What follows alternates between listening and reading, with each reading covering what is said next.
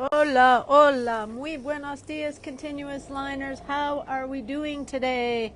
This Tuesday, February 25th, 2025. Is that correct? I guess so. Mm-mm-mm. I am having a latte here at home in this beautiful lead-free ceramic mug from Mexico City. I'm quite influenced by Mexico City. That is what this ring is. This is Tlaloc, who is the god of water and storms, and he guides me he guides my drawing hand. He guides me in life, right? So, hi, how are we all doing today? I'm here at home doing I'm going to do some continuous lines. I got some things to work on, so I thought I'm building a new website. And I'm in that stage where it's like, it's just like super hard details and like, well, not hard details. It's a lot of gathering of information that, I'm not bad at doing it. I just would rather not do it. And it's just time consuming, right? So I'm spending a lot of time at my desk and gathering files. Literally, the biggest thing is like I'm really good at organizing things, but for whatever reason, I have not been good at organizing my drawings. So that's the biggest thing, is organizing my drawings. So here's a pro tip: before you get famous from your art, start organizing it, right? Because now that I'm famous, I'm not famous. I'm not famous at all. I'm going to try to organize this so I'm not in the sun. I'm out here on my beautiful terraza. Look at what a beautiful day it is here. Oops. Beautiful day here in San Miguel. I have this wonderful terraza that's literally dangles over Parque Guadiana. So when I was manifesting an apartment, I said, I want lots of windows, I want lots of natural light, and I want trees. And that's not that there aren't trees in San Miguel, but there are not a lot of trees. A lot of trees have been cut down for firewood over the years, historically, right? There's trees here for sure, but it's not like Mexico City has crazy trees, right? So here I am in Parque Guadiana, and I've got my ballpoint pen, and I've got my copy paper. For those of you tuning in who are going to be in the beginner's class tonight, this is one of the things you need. You need a ballpoint pen and you need copy paper, because that when we do our warm-ups, we're not using top dollar supplies. We're using like the economical stuff, because this is not where you want to spend your money. You want to spend your money on good quality paints and brushes and paper, right? If you're a watercolorist, which I go back and forth, I'm not sure. Sometimes I think I'm a watercolorist, but really I'm not. Well, I mean, I do it, but it's not my favorite. I wish it were. I wish I did like it a little bit more. You know why? I think there's so many boring watercolors. I mean, I like San Miguel, but my God, could we have any more boring watercolors? That's a rude thing to say, isn't it? That's very judgmental, right? All right, I take that back. Anyways, I have always just been bored with watercolors because I see just so many boring watercolors. I'm not inspired by, which is why I love the saturated inks. That's very judgmental of me. For those of you who do watercolor and enjoy it, forgive me. Forgive me for being so arrogant and rude. I like learning the techniques of watercolor, and I will continue to do so. It's just not my favorite medium. There we go. That's a little bit more of a democratic way to say something, right? As opposed to like, yeah, it's stupid and ugly. It's not stupid and it's not ugly. It's just not my bag, man. It's not my bag.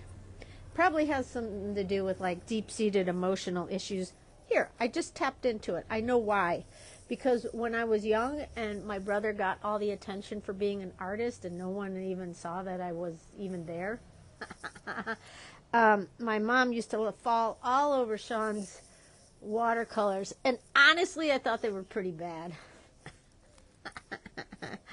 He did houses in the Midwest, right? And she would be like, this is the greatest thing I've ever seen. And I'd be like, yawn. So that's where that comes from. Anyways, how did I get off on that tangent so quickly? My God. It's the lines. It's the line warm-up. I blame it entirely on my line warm-up because it taps into a side of me that is usually pretty muzzled. Not really muzzled, but I guess doesn't really have an outlet to be heard. There is something to be said about this continuous line warm-up. I know that people oftentimes forget to do it. I forgot to do it for years. Well, not years, but I would forget to do it. And so I had to, that's why I started doing these live streams as a way that I would remember to do it. And it's the thing I hear most from people. Oh, I like them, but I just don't remember to do them. I get it. And even in my Zoom class, I know people aren't doing it. Not everyone is doing it. I can see they're not doing it, right? And that's fine. But I'm here to say there is something magical about this practice of just drawing one long continuous line. It's channeling, right? Like it's channeling. Well, what does that mean? For those of you who don't know or aren't accustomed to what channeling is, channeling can be a super woo-woo thing, and it's literally about kind of drilling down into your inner core, and sometimes the inner core can have messages that your brain is not in sync with, right? Like your deep inner core could maybe not be in alignment with your brain, and that's very common, right? It's very common for our head to try to run the show and ignore the heart, right? That's like probably the most simplistic way of saying it, is that the ego is just so accustomed and demands to run the show that everything in the heart is ignored. I mean, I'm not going to go off on politics, but look at American politics. It is literally, it's so focused up here in the brain that it's beyond incompetence, right? There's nothing to do with empathy or reason or intelligence. It's literally it's gotten so blown off course that it is beyond even reasonable what's happening, right?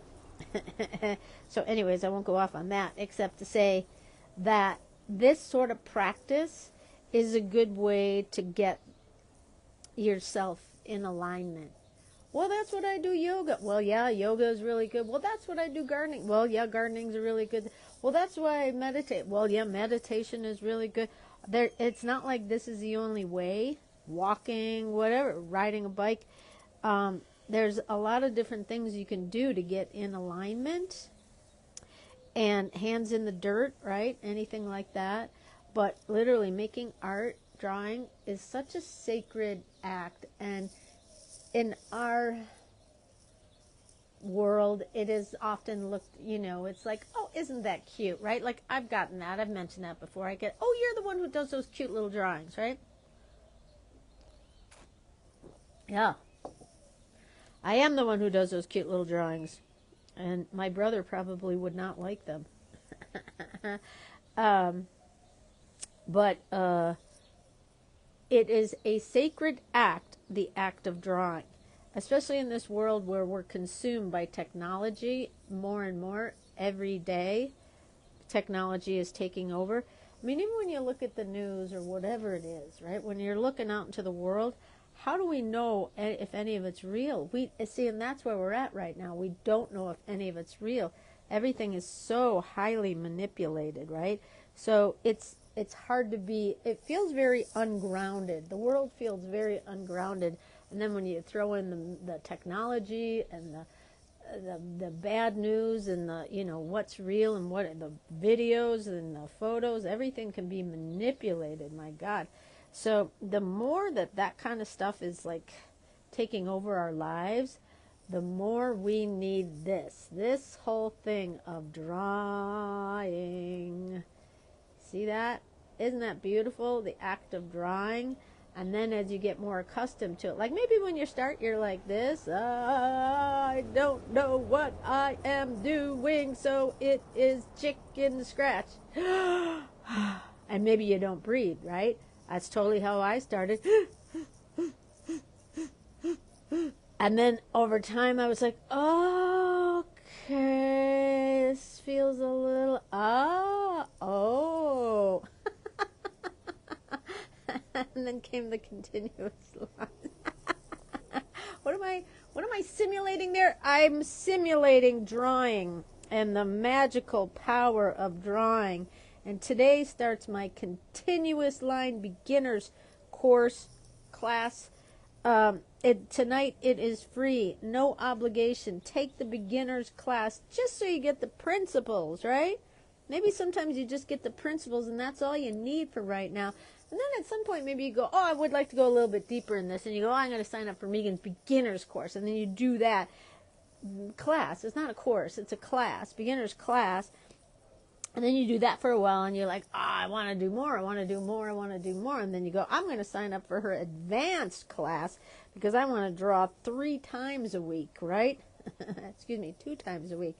And then you do that and you're like, you just can't stop. And you're like, oh my God, how can I do more continuous line drawing with Meagan? Well, you sign up for one of her workshops in Paris or in Mexico or in San Francisco. Yeah, there we go, man. And the thing that is also really nice to remember when you're doing your continuous line warm-ups is to finish big with a heart, because everyone is going through something these days. My God, do you see what's happening in the world out there? It's not pretty. It's really, I mean, there's just a lot of destruction and uncertainty at every turn, right? So what do you got to do? Well, you got to do something to keep your sanity.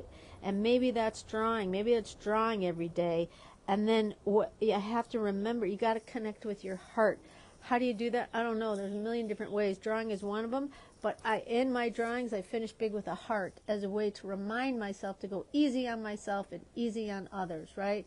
So there you have it. Do your continuous line warm-ups. Get in alignment with your head and your heart and your hand, because it'll make you feel better. Drink coffee out of ceramic mugs, not the paper to-go cups. And finish big with a heart, right? Finish big with a heart. Go easy on yourself. Go easy on others. Okay, everyone. See you next time. Bye.